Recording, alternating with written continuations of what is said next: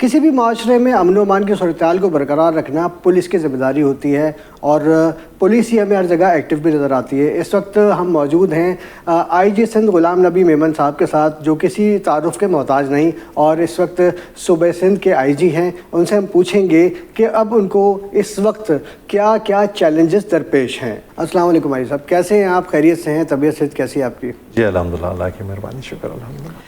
अच्छा ये सब देखें, सूबे सिंध की ज़ाहिर सी बात है कि एक तो कच्चे के डाकुओं वाला इशू बड़ा पिछले कुछ गुज़िश्ता दिनों में जो हाईलाइट रहा है, उसमें बहुत से मसाइल का सामना रहा पुलिस को। फिर हमने ये भी देखा कि पुलिस उसमें कुछ बेहतरी भी लेकर आई है। कराची में स्ट्रीट क्राइम का तो एक बहुत पुराना मामला है जो चल रहा है। इस वक्त सिंध पुलिस को किन किन चैलेंजेस का सामना है और क्या चैलेंजेस उसको दरपेश हैं? अर्बन एरियाज़ में, ख़ास तौर पे कराची में, और लाइकवाइज़ हमें जो किडनैप और रैंसम का इशू है वो एक एरिया है जो गुडू बैराज से लेके सखर बैराज, ये एक छोटा सा पैच है जिसमें जो डाकू रहते हैं कच्चे के एरिया में, एरिया इनएक्सेसिबल होने की वजह से वो वहाँ पे किडनैपिंग की वारदात करते हैं। और नेचर ऑफ किडनैपिंग भी चेंज हुई है over the many years. Force kidnapping थी, फिर वो चेंज हो के ट्रैपिंग में आ गए कि फ़ीमेल वाइस पे कर दिया, कोई और इंसेंटिव दे के लोगों को बुला लिया।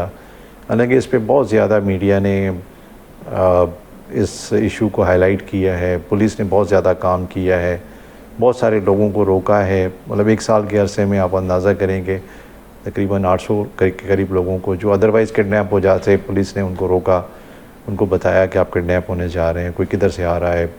पूरे पाकिस्तान से मुख्तलिफ लोग इस तरह से ट्रैप होके आ रहे हैं। तो वो डिस्पाइट के भाई इसको बहुत ज़्यादा हाईलाइट भी किया गया, लोग फिर भी उसी फ्रीक्वेंसी में वहाँ पे पहुँच रहे हैं। तो ये एक बड़ा चैलेंज है हमें, जिसको हमने फेस भी किया। और काफ़ी हमारे उस एरिया में डाकुओं के साथ जो काफ़ी टाइम से इस तरह की एक्टिविटी कर रहे थे, इनकाउंटर्स हुए हैं, बहुत सारे उसमें गैंग स्मैश हुए हैं, बहुत सारे इसमें डाकू पकड़े गए हैं। अल्हम्दुलिल्लाह उससे काफ़ी क्रिमिनल एक्टिविटी ये रिड्यूस हुई है।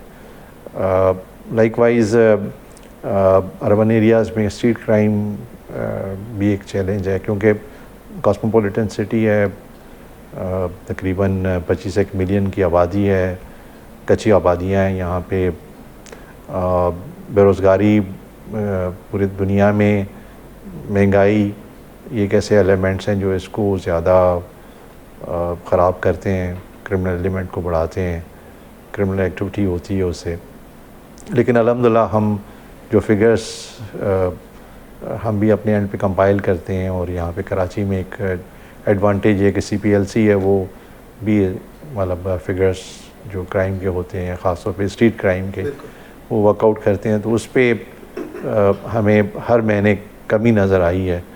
जिस तरह फरवरी में हमारा क्राइम रेट स्ट्रीट क्राइम का 251 केसेस पर डे था, जो अभी लास्ट जुलाई में हमने क्लोज़ किया तो 161 पे था। और इसी तरह से वायलेंस काफ़ी थी क्राइम में कि रॉबरी के दौरान मर्डर कर दिया। फरवरी में वो 20 केसेस थे एक महीने में रॉबरी विथ मर्डर के। वो अभी जुलाई में जब हमने उसके फिगर्स देखे तो वो 3 मर्डर्स थे। तो हम तो चाहते हैं कि भाई इसमें भरपूर कार्रवाई करें, प्रोएक्टिव पुलिसिंग करें कि जो भी इस तरह की एक्टिविटी कर रहा है उसकी इंटेलिजेंस कलेक्ट करके उसको पहले पकड़ें। तो उस पर हम कोशिश कर रहे हैं अपने एंड पे कि बेस्ट पॉसिबल पुलिसिंग करके जितना क्राइम को मिनिमाइज़ किया जाए उतना शहरियों के लिए बेहतर है। सब इन्वेस्टिगेशन के हवाले से जो है काफ़ी लोगों को शिकायत भी रहती है, और आपने अपने जो है टेन्योर में इस पर काफ़ी काम किया है और इन्वेस्टिगेशन ब्रांच की बेहतरी के लिए बहुत सारे इक़दाम उठाए गए हैं। तो उसके लिए कोई वर्किंग कर रहे हैं आपके? इन्वेस्टिगेशन बेहतर होगी तो ज़ाहिर सी बात है सज़ा और जज़ा का मामला भी बेहतर होगा। फिर देखें, ये एक ऐसा शोबा है हमारा जो हमारा प्राइमरी काम है। अगर आप पुलिस ऑफिसर की कोई बेसिक फंक्शन और इम्पॉर्टेंट फंक्शन की बात करते हैं तो वो इन्वेस्टिगेशन है। और अनफॉर्चुनेटली इस सेगमेंट ऑफ पुलिसिंग को हमने इतना प्रायोरिटी नहीं दी जितनी देनी चाहिए थी।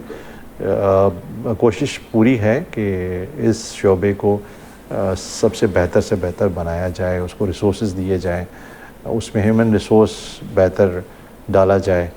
तो चंद जो हमने इसमें पिछले कुछ महीनों में एफ़र्ट्स किए हैं, उसमें हमने गवर्नमेंट को लिखा कि यहाँ पे जितने लोग हैं उनको हम कोर्स कराएंगे, और उसमें जो लोग उस कोर्स में सर्टिफाई होंगे fit to perform as an investigator, तो उनको आप एक बेसिक सैलरी एक्स्ट्रा दें। तो वो कोर्स डिज़ाइन किया, उस पर फैकल्टी डिज़ाइन वर्कआउट की, और अभी जितने भी इन्वेस्टिगेटर्स हैं वो उस कोर्स में आ रहे हैं, और उनका पासिंग परसेंटेज जो है ना वो कोई 35% के करीब है, वो 65% फेल हो जाते हैं। तो हम चाहते हैं कि बेस्ट लॉट वहाँ से निकले और फिर उन्हीं को हम ये इन्वेस्टिगेशन दें, और उनको गवर्नमेंट ने फिर वो एक सैलरी अप्रूव कर दी। जो ये कोर्स पास कर रहे हैं उनको हम एक सैलरी गवर्नमेंट को लिखते हैं और फिर उनको मिल जाती है। तो ये एक इंसेंटिव दिया। और दूसरा कन्विक्शन पे हमने कहा कि भाई जो इन्वेस्टिगेटर कन्विक्शन कराएगा उसके लिए भी रिवॉर्ड होना चाहिए। तो उसके लिए रिवॉर्ड का प्रपोज़ल भी गवर्नमेंट ने अप्रूव किया और उसके लिए अलहदा पैसे रखे। अभी हम अकॉर्डिंग टू कन्विक्शन जितनी होती है उसी हिसाब से उसको हम फिर रिवॉर्ड करते हैं। तीसरा काम हम जो कर रहे हैं वो रूल्स की चेंज है। हम चाहते हैं कि उसमें बेस्ट लॉट जाए। तो बेस्ट लॉट जाने के लिए हमने ये प्रपोज़ किया गवर्नमेंट को कि जो हमारे प्रमोशंस हैं from head constable to ASI to sub inspector inspector, तो ये इन्वेस्टिगेशन ये रैंक्स करते हैं। तो हमने इनको कहा है कि भाई on promotion everybody has to go to the investigation branch, कि वहाँ पे बेहतर लौट जाए। मतलब ये लोग जो प्रमोट होते हैं ये कंपैरेटिवली मतलब बेहतर होते हैं, तो ये वहाँ पे जाएंगे तो नंबर ऑफ़ ऑफिसर्स जो इन्वेस्टिगेशन को रिक्वायर्ड है वो भी पूरे हो जाएंगे और प्लस अच्छी लॉट भी वहाँ पे जाएगी। और हम उनको कंपलसरी कर रहे हैं कि 25 केसेस हर ऑफिसर हर साल मिनिमम 2 इयर्स अगर वो करेगा तो नेक्स्ट रैंक में प्रमोट होगा, वरना नहीं होगा। तो उससे भी ये कि मतलब ये कि जो ऑफिसर्स नहीं जाना चाहते इन्वेस्टिगेशन में वो उनको फिर जाना पड़ेगा और ये काम करना पड़ेगा। अभी एक तजर्बा हुआ, गवर्नमेंट ने 140 के करीब डायरेक्ट इंस्पेक्टर्स इन्वेस्टिगेशन के लिए वो उनकी ट्रेनिंग कंप्लीट हुई है। अभी उसमें से कोई 20 के करीब SIU भी लग चुके हैं और बाकी जो रेस्ट है 120 के करीब हैं वो एज एन इन्वेस्टिगेटर काम कर रहे हैं। तो ये तजर्बा अच्छा तजर्बा था, उसको देख के हम गवर्नमेंट को हमने लिखा कि भाई 2000 ASI की पोजीशंस इन्वेस्टिगेशन साइड पे की जाएँ। तो वो हमने कांस्टेबल्स की पोजीशंस को कम किया और उसके अगेंस्ट हम 2000 इन्वेस्टिगेशन के ऑफिसर्स ASI को भर्ती कराना चाहते हैं। तो गवर्नमेंट ने वो भी हमारा प्रपोज़ल एक्सेप्ट किया। अभी जो है नेशनल पब्लिक सर्विस कमीशन उनकी रिक्रूटमेंट करने जा रहा है और उसकी शायद एडवर्टाइजमेंट भी आ गई है और उसकी रिक्रूटमेंट शुरू होने वाली है। तो अगर ये इस तरह के ना चीज़ें, और इसके अलावा और भी काफ़ी सारे हमने ट्रेनिंग के रेफरेंस से मुख्तलिफ मॉड्यूल्स बनाए हैं। क्राइम सीन यूनिट्स आपने देखे होंगे, यहाँ कराची में बने हैं, इंटीरियर में बने हैं। और फिर हम चाह रहे हैं कि टेक्नोलॉजी की इंडक्शन, क्योंकि अगर सिर्फ ऑक्यूलर ओरल एविडेंस हो तो उससे ज़ाहिर है कि वर्ड अगेंस्ट वर्ड होता है और वो फिर कोर्ट को भी डिसीजन करने में मुश्किल होता है। लेकिन अगर डिजिटल एविडेंस हो, फॉरेंसिक एविडेंस हो तो वो बड़ा रिलायबल होता है। तो हम चाहते हैं कि जितना हम इसमें एविडेंस के रेफरेंस से फॉरेंसिक और टेक्नोलॉजी की तरफ जाएं तो वो फिर बेहतर इन्वेस्टिगेशन में एविडेंस कलेक्शन होगी। तो बहुत सारे ऐसे इनिशिएटिव्स हैं जो हम कर रहे हैं और इसका इम्पेक्ट आपको नज़र आएगा थोड़े टाइम के बाद।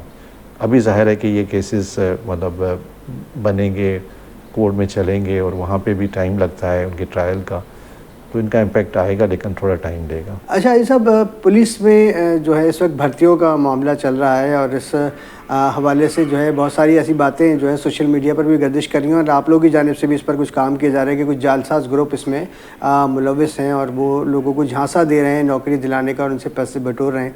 तो उसके हवाले से भी आप लोगों ने सोशल मीडिया पर काफ़ी वर्क किया है।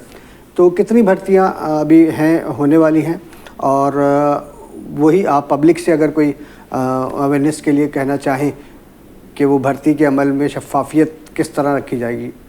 देखें, इसमें एक तो मैं पहले प्रोसीजर बताऊं कि हमारा सिपाही कैसे भर्ती होता है। एक तो ये कि एडवर्टाइजमेंट आती है मिनिमम 3 अखबारों में, और वो भी लीडिंग न्यूज़पेपर्स में। उसके बाद फिर जो अभी भर्ती होती है सिंध पुलिस की, वो थर्ड पार्टी करती है। पुलिस का रोल उसमें मिनिमम होता है। अभी थर्ड पार्टी जो गवर्नमेंट ने सेंक्शन की हुई है वो IBA सक्खर को किया हुआ है। तो जितनी एप्लीकेशंस हैं वो सारी IBA सक्खर के पास जाती हैं। वो उनको प्रोसेस करते हैं कि जो हम क्राइटेरिया मांगते हैं कि भाई age bracket plus education plus उनका डोमिसाइल, क्योंकि डिस्ट्रिक्ट बेस भर्ती है, वो सारा चेक करके फिर जो क्वालिफाइड कैंडिडेट्स हैं उनको वो मैसेज करते हैं कि भाई आप की एप्लीकेशन जो है वो प्रोसेस हो गई और आप क्वालिफाई कर गए नेक्स्ट स्टेप के लिए। कभी हम पहले फ़िज़िकल कराते हैं या रिटन टेस्ट कराते हैं, ये फिर बोर्ड की मर्ज़ी होती है। हमारा एक रिक्रूटमेंट बोर्ड बना हुआ है, उसमें काफ़ी सीनियर ऑफिसर्स बैठते हैं, वो डिसीजन करते हैं। तो इस दफ़ा पहले हमने फ़िज़िकल कराया तो 1 माइल 8 मिनट में करना होता है, और उसके बाद फिर उनका फ़िज़िकल के हाइट और प्लस उनकी चेस्ट नापी जाती है। तो उसमें भी काफ़ी सारे मतलब लोग निकल जाते हैं। अभी हमें कोई तकरीबन 190,000 के करीब एप्लीकेशन अगेंस्ट 11,000 के करीब आई, और उसमें प्रॉबली 50,000 के करीब लोग पास हुए हैं, बाकी फेल हो गए हैं। तो नेक्स्ट स्टेप जो है वो इनका है रिटन का, कि वो फिर IBA उनसे एक पेपर लेती है और उनका रिज़ल्ट फ़ौरन फिर अनाउंस हो जाता है। जैसे ही ये रिज़ल्ट आ जाता है उस पेपर का, तो फिर एक इंटरव्यू का प्रोसेस होता है जिसमें CPLC और पुलिस के 3 नुमाइंदे उसमें बैठते हैं जो उनको इंटरव्यू करते हैं। उस इंटरव्यू में भी उसको 2 पेपर करने देने होते हैं, क्योंकि हम चाहते हैं कि उनका राइटिंग पावर देखें। पहले तो वो जो पेपर उसने दिया वो ऑब्जेक्टिव था कि 2 ऐसे उन्हें लिखने होते हैं, एक ऐसे अंग्रेज़ी में और एक ऐसे उसको देना होता है अपनी लैंग्वेज में, जो भी मर्ज़ी है उसकी चॉइस, और वो भी उसने सेलेक्ट करना होता है। वो पड़े होते हैं 40-50 ऑप्शंस, वो ऑप्शंस पर्ची निकालता है, फिर उसको उस पर लिखना पड़ता है। तो उस पर वो फिर उसको नंबरिंग होती है, और फिर जितनी टोटल नंबर उसके बनते हैं उसमें जो प्रायोरिटी मतलब जो ऊपर जिनकी मार्क्स होती हैं वो सिलेक्ट हो जाते हैं, और जिनके नंबर्स कम होते हैं वो फिर रह जाते हैं, या अगले स्टेज में मतलब ये कि वो जो मतलब पास करके पहुंचते हैं तो वही क्वालिफाई कर जाते हैं। तो ये एक प्रोसेस है जिसके ज़रिए से ये सिपाही बनता है। आप जो बन के आते हैं उनसे इंटरव्यू करेंगे किस बैकग्राउंड के हैं, आया वो सिफारशी लगते हैं या वो मेरिट पे हैं, आपको खुद ही आइडिया हो जाएगा। दूसरा जो आपने कहा कि भाई बहुत सारे ऐसे चीटर हैं जो आके लोगों को टकरते हैं और कहते हैं कि भाई हम आपको पास करा देंगे। अच्छा, उनका तरीका ये है कि से कि उन्हें 200 बंदों को अप्रोच किया और कहा कि भाई आप हमें 5 लाख रुपए दे दें, और नहीं हुआ तो आपके 5 लाख वापस, उसमें जो गारंटी है वो आप ले लें हमसे। उसमें से अगर से कि 10 बंदे भी ऑन देयर ओन मेरिट पे पास हो गए तो उनके तो 50 लाख बन गए। तो ये इस तरह का तरीका है। तो वो फिर हमने स्पेशल ब्रांच को कहा कि भाई इस तरह के चीटर घूम रहे हैं, वो शिकायत आ रही है कि पुलिस शायद पैसे ले रही है इसमें, तो आप इनको आइडेंटिफाई करें। तो उसमें 90 बंदे आइडेंटिफाई हुए। अच्छा जी हाँ, कि भाई ये इस तरह का काम कर रहे हैं। तो उन 90 बंदों के ख़िलाफ़ फिर पुलिस ने डिफरेंट डिस्ट्रिक्ट से उनका ताल्लुक था तो उनको उनके ख़िलाफ़ एक्शन लिया गया। प्राइवेट लोग थे उसमें, मेजॉरिटी प्राइवेट लोग थे, चंद एक पुलिस ऑफिसर्स भी थे, उनके खिलाफ भी एक्शन हमें लिया है। सही। अच्छा सर, अभी वैकेंसीज कितनी हैं? मतलब एप्लीकेशन तो आपके पास आई हुई हैं इतनी सारी, वैकेंसी कितनी है इस दफ़ा भर्ती में? हम अगर सारे जितने हमारे यूनिट्स हैं उनकी वैकेंसीज़ को हमने कैलकुलेट किया है तो ये कोई तकरीबन 25,000 के करीब बनेगी, 24-25,000 के करीब बनेगी। तो हम कोशिश कर रहे हैं कि बजाय इसके कि वो पहले हर यूनिट का अलग-अलग एडवर्टाइजमेंट होती थी, फिर हर एक को बार बार उस प्रोसेस से गुजरना पड़ता था। तो गवर्नमेंट ने कहा, होम मिनिस्टर साहब ने कहा कि भाई, और चीफ मिनिस्टर साहब ने कहा कि ये एक ही जमा कर दें और फिर आप एडवर्टाइजमेंट उस तरह की बनाएं कि मतलब एक ही प्रोसेस में वो सारा आ जाए। तो हम अभी हमारा जो रिक्रूटमेंट बोर्ड है उस पर काम कर रहा है जो नेक्स्ट हमारी वैकेंसीज आएंगी तो उसमें जितने भी हमारे यूनिट्स हैं जिनमें वैकेंसीज ये क्रिएट होती हैं वो सारी हम एक टाइम पे एडवर्टाइज़ करेंगे और फिर जब वो पासिंग कैंडिडेट्स पास कर जाएंगे तो फिर हम कहेंगे कि अपनी चॉइस दे दें कि भाई आप इतनी सीटें वो, क्योंकि हम पहली पोजीशन एडवर्टाइजमेंट में मेंशन करते हैं क्योंकि वो ज़रूरी होती है, तो उस पर हम उनसे चॉइस ले लेंगे कि भाई अगर आप पास हुए तो फिर आपकी चॉइस किस तरह की होगी कि आप डिस्ट्रिक्ट पुलिस में जाना चाहेंगे, आरआरएफ में जाना चाहेंगे, एसएसयू में जाना चाहेंगे या मतलब स्पेशल ब्रांच में जाना। स्पेशल ब्रांच का तो अलग होता है, लेकिन जो भी मतलब एडवर्टाइजमेंट में हुआ तो वो फिर मतलब उसकी चॉइस हम ले लेंगे, तो उसकी मेरिट के हिसाब से फिर उसको चॉइस दी जाएगी। ठीक। अच्छा आइज साहब, एक चीज़ और है, कराची में हमने देखा अभी तकरीबन 7 माह के दौरान में 6 पुलिस एहलकारों को टारगेट किया गया है, जिनमें एक डीएसपी सीटीडी अली रज़ा भी शामिल है। इसके अलावा 6 एहलकारों में कुछ एएसआईज़ भी हैं, कुछ हेड कांस्टेबल भी हैं, कुछ कांस्टेबल्स भी हैं। तो ये मुतवातिर इस तरह से टारगेट किलिंग हुई है, तो उसकी वजूहत क्या हैं? इस पर आप लोगों ने कुछ काम किया है? कुछ इन्वेस्टिगेशन में कोई ख़ास ग्रुप सामने आया हो? क्योंकि एक खौफ का मामला होता है कि आम आदमी का लुट जाना या मारा जाना एक अलग मामला है, एक पुलिस एहलकार के साथ अगर ऐसा कुछ होता है तो लोगों में खौफ फैलता है इसका। नहीं, सही है। पुलिस ऑफिसर अंडर अटैक आता है तो नेचुरली उसे एक डिफरेंट माहौल बनता है। और ये जितने यहाँ पे इंसिडेंट्स हुए कराची में, इसमें अल्हम्दुलिल्लाह पुलिस ने काफ़ी अच्छा काम किया। हमारे मेजॉरिटी केसेस तो वर्कआउट हो गए हैं, उसमें मुल्ज़मान चंद केसेस में बल्कि मारे भी गए हैं। जिस तरह आपने अली रज़ा का केस डीएसपी का कहा, उसका बैकग्राउंड थोड़ा डिफरेंट है, और एक हमारे कांस्टेबल जो वहाँ पे सोराब गोट में हुआ था उनका थोड़ा सा डिफरेंट है। उसमें हम अपने एंड पे पूरी कोशिश कर रहे हैं कि लोकल पुलिस और सीटीडी मिल के उस केस को प्रॉपरली अनअर्थ भी करे और इसमें जो मुल्ज़मान हैं उनको सबको मतलब गिरफ़्तार भी करे या ये केसेस, क्योंकि हमें अगर इनको नहीं ट्रेस करेंगे तो नेचुरली फिर मज़ीद इंसिडेंट्स के चांसेस हैं। तो हम पूरी कोशिश कर रहे हैं कि ये केस जल्द से जल्द वर्कआउट हो जाए। लेकिन ओवरऑल अगर आप देखें तो ये इस तरह का नहीं है कि कोई एक ग्रुप या कोई एक पर्टिकुलर सेगमेंट पुलिस के अगेंस्ट कर रहा है। ये मिक्सचर है, इसमें क्राइम भी है, टेररिज्म भी है, पर्सनल भी है, तो ये मिक्सचर करके है। गुलाम नबी मेमन साहब, पुलिस में इस्लाहात के लिए आपने बहुत सारे काम किए हैं और हम आए रोज़ देखते रहते हैं, आपकी जानिब से बयानात भी जारी हो रहे होते हैं, इजलास भी हो रहे होते हैं इस हवाले से। तो हमें ज़रा डिटेल के साथ बताइए कि सिंध पुलिस में इस्लाहात के लिए आपने क्या क्या इक़दाम उठाए हैं और क्या क्या चीज़ पाइपलाइन में है अभी? देखिए, आईजी का जो बेसिक फंक्शन है ना, वो कैपेसिटी बिल्डिंग है कि अपनी डिपार्टमेंट की कैपेसिटी बिल्डिंग करे, गवर्नमेंट को प्रपोज़ल दे, गवर्नमेंट से वो प्रपोज़ल अप्रूव कराए, फिर वेलफेयर है और उसके बाद ट्रेनिंग है, फिर रिक्रूटमेंट है।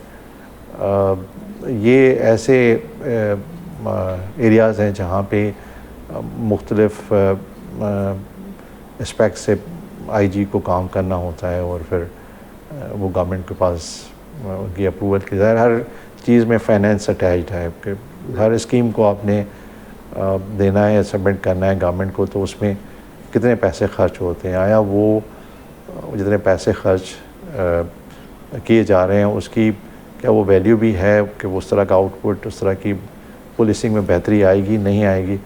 तो आप देखें कि हमने जितने भी गवर्नमेंट को प्रपोजल्स दिए, अल्हम्दुलिल्लाह गवर्नमेंट ने उसको उस तरह से देखा, क्योंकि हम उस पर प्रॉपर वर्किंग करते हैं कि जब भी गवर्नमेंट के पास जाएँ तो उनको ये महसूस हो कि सीरियस काम हुआ है, उस तरह से नहीं कि भाई आपने हाफ हार्टेड करके उसको दिया और फिर नेचुरली गवर्नमेंट फिर उसमें डिसीजन मेकिंग में डिफ़िकल्टी होती है कैबिनेट में। तो आप देखें S4 का प्रोजेक्ट जो था, जो हम मैं जिस तरह पहले आपको कहा कि भाई टेक्नोलॉजी के बगैर दुनिया ने जो भी क्राइम के अगेंस्ट फ़ाइट किया है या टेररिज्म के अगेंस्ट किया है तो टेक्नोलॉजी को यूज़ किया है। तो हमारा S4 का प्रोजेक्ट आप देखें कि सिर्फ 10 महीने में गवर्नमेंट ने पैसे भी दिए और 1.4 बिलियन का ये प्रोजेक्ट था। और अल्हम्दुलिल्लाह आज हम उसको हाईलाइट इस वजह से नहीं करते कि हम नहीं चाहते कि भाई क्रिमिनल एजुकेट हों, लेकिन उससे काफ़ी सारे हमें पुलिस को मदद मिल रही है। इसी तरह से आप देखें कि हमारी जो इन्वेस्टिगेशन का मैंने आपको बता दिया कि कितना उसमें इन्वेस्टिगेशन में काम हुआ है। ट्रेनिंग साइड है, उसमें बहुत सारे मतलब हमने मॉड्यूल्स ख़त्म किए हैं जो इस तरह के मॉड्यूल्स थे जो ज़्यादातर थ्योरी टाइप से। हम प्रैक्टिकल जो ऑफिसर्स जाते हैं वहाँ पे ट्रेनिंग लेते हैं, तो हम चाहते हैं कि उस तरह की जो थाने पे आते हैं तो उनको वो हेल्प करे। उसमें गवर्नमेंट ने ये मदद की कि पहले जो वहाँ पे जाके उनके डेली यूज़ और खाने के पैसे होते थे ट्रेनिंग के, वो ख़ुद भरना पड़ते थे। अभी गवर्नमेंट ने हमने प्रपोज़ल दिया, वो हमें उसके पैसे मिल रहे हैं, तो उससे कि ट्रेनिंग गवर्नमेंट के मतलब पैसों से वो वहाँ पे खाना भी खाते हैं और जो ट्रेनिंग के बाकी रिक्वायरमेंट्स हैं वो भी हम पूरी कर रहे हैं।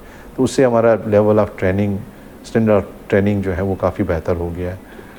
हम उसको मज़ीद इम्प्रूव करना चाहते हैं। हम चाहते हैं कि वहाँ पे कोई इस तरह का मोटिवेशनल स्पीकर्स भी, उनके सेशंस भी लगाएं, साइकोलॉजिस्ट को भी रखें कि हम उनकी ब्रेन वॉशिंग करें। और ज़ाहिर है जो बंदा वहाँ पे जाएगा जहनी तौर पे, मेंटली तौर पे अगर स्ट्रॉन्ग होगा और इस तरह के बैड प्रैक्टिसेस को वहाँ पे ट्रेनिंग में जाए तो छोड़ के आए, क्योंकि हम चाहते हैं कि जो बंदा ट्रेनिंग पे जाए तो कम से कम उस पर ट्रेनिंग के ऐसी छाप हो कि वापस आए तो उसमें फ़र्क हो। तो हम पूरी कोशिश कर रहे हैं कि उसमें डिफरेंट जो इस तरह के ऑर्गेनाइजेशंस हैं जो प्रो बोनो काम करती हैं और मतलब हमें हेल्प कर सकती हैं, तो वो उनसे हम एग्रीमेंट कर रहे हैं और उनको हम यूटिलाइज़ करना चाहते हैं।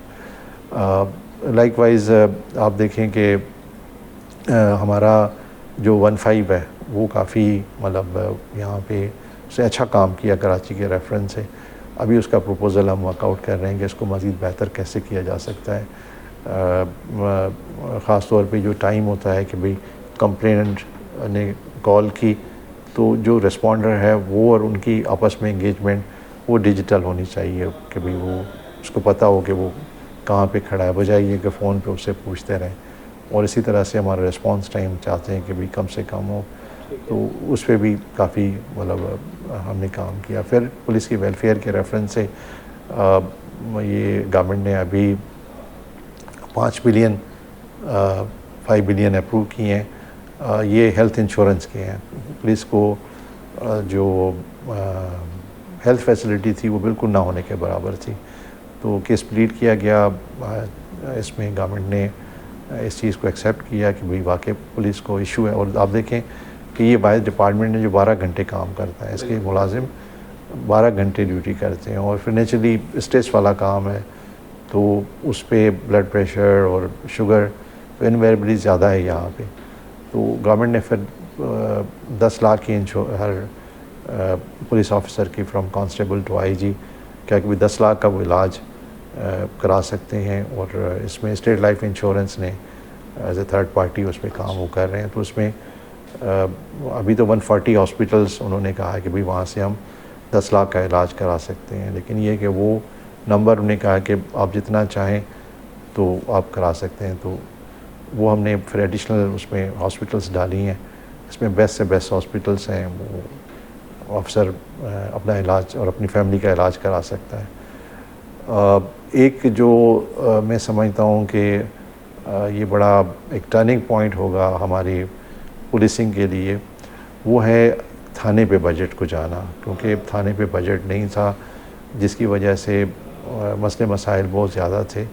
इस दफ़ा गवर्नमेंट ने 3.7 बिलियन थानों को दिया है, तो ये डायरेक्ट पैसा थाने पे जाना, एसएचओ के पास जाना या एसआईओ के पास जाना, ये एक अच्छी चेंज है। हम चाहते हैं कि भाई सीनियर ऑफिसर से ये पैसे कम हो के थानों पे जाएं और ये फिर बढ़ता जाएगा। तो उससे मैं समझता हूँ कि थानों का जो हम कहते हैं थाना कल्चर, उसमें चेंज हम एक्सपेक्ट कर रहे हैं कि इससे होगा। हमारी पूरी कोशिश है कि थाने पे खुश अखलाक ड्यूटी ऑफिसर बैठें। हम चाहते हैं कि वहाँ पे कोई जाए तो फ़ौरन उसका केस रजिस्टर्ड हो। तो ये एक ऐसा अमल है जिसको डेली बेस पे मॉनिटरिंग की ज़रूरत है, डेली बेस पे इस पे काम करने की ज़रूरत है।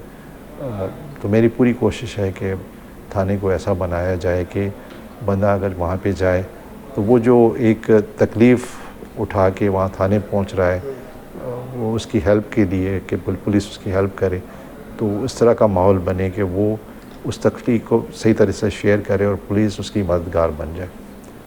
बिल्कुल, बहुत अच्छी सूरत हाल है ये। एक ब्लैक कंपनी बनाई थी आपने जिसमें करप्शन में मुलविस एहलकार और अफसरान के खिलाफ कार्रवाई की जाती थी, लेकिन आजकल कुछ स्लो हो गया है शायद उसका मैकेनिज़्म। हम देख रहे हैं कि आजकल ख़बरें भी नहीं आ रही हैं उस हवाले से, वरना पहले तो आए रोज़ आपकी जानिब से भी ख़बरें आती थी और पुलिस चीफ़ की जानिब से भी आती थी, लेकिन अब कुछ थम सा गया है मामला। नहीं, ऐसी बात नहीं है। इनफैक्ट ये ऐसी एक कंपनी है जिसमें जो पुलिस ऑफिसर्स ऐसा काम करते हैं जिन पे करप्शन का इल्ज़ाम है या कोई ऑर्गेनाइज क्राइम को पैटर्नाइज करने का है, तो हम उनको क्लोज़ करते हैं वहाँ पे, और उनके ख़िलाफ़ फिर जो प्रोसीडिंग्स होती है तो वो जब क्लोज़ होते हैं तो उस दौरान वो प्रोसीडिंग होती है। अगर वो इल्ज़ाम साबित हो जाता है तो फिर नेचुरली उनके ख़िलाफ़ डिसिप्लिन एक्शन में डिसमिसल या कंपलसरी रिटायरमेंट, जो भी मतलब फिर इंक्वायरी ऑफिसर रिकमेंड करता है उसी तरह से उनको सज़ा दी जाती है। अगर वो बेगुनाह साबित होते हैं तो फिर उनको वापस किया जाता है जहाँ जिस यूनिट से वो आया है। तो अभी भी मतलब काफ़ी सारे इस तरह के पुलिस ऑफिसर्स उस कंपनी में हैं, और अगर कोई इस तरह का होता है एलिगेशन जो ख़ास तौर पे हमें अपनी इंटेलिजेंस एजेंसीज बताती है या कोई इस तरह की कंप्लेंट आती है जिसकी वेरिफिकेशन के अगेंस्ट ये साबित होता है कि किसी ने गलत काम किया है, तो फिर वो आईजी ऑफिस से इस तरह का इंस्ट्रक्शन पास ऑन होता है और वो क्लोज़ होते हैं। बहुत शुक्रिया आईजी साहब आपका, आपने हमें वक्त दिया और इतनी अच्छी मालूमात आपने हमें दी, हमें भी और पब्लिक को भी, और बहुत अच्छी तफसीलात से भी आगाह किया हमें, क्योंकि कराची पुलिस के हवाले से और सिंध पुलिस के हवाले से बहुत सारे लोग बहुत कुछ जानना भी चाहते थे, और आपने आज बहुत सारी चीज़ों से पर्दा भी उठाया। इस्लाहात पे जितने काम हो रहे हैं उसको भी आपने हमें डिटेल के साथ बताया, तो ये यकीनन बड़ा इन्फॉर्मेटिव आपका इंटरव्यू था, तो लोगों को भी कुछ मालूमात होगी, कुछ हमारी भी मालूमात में इजाफा हुआ, तो बहुत शुक्रिया। बहुत शुक्रिया।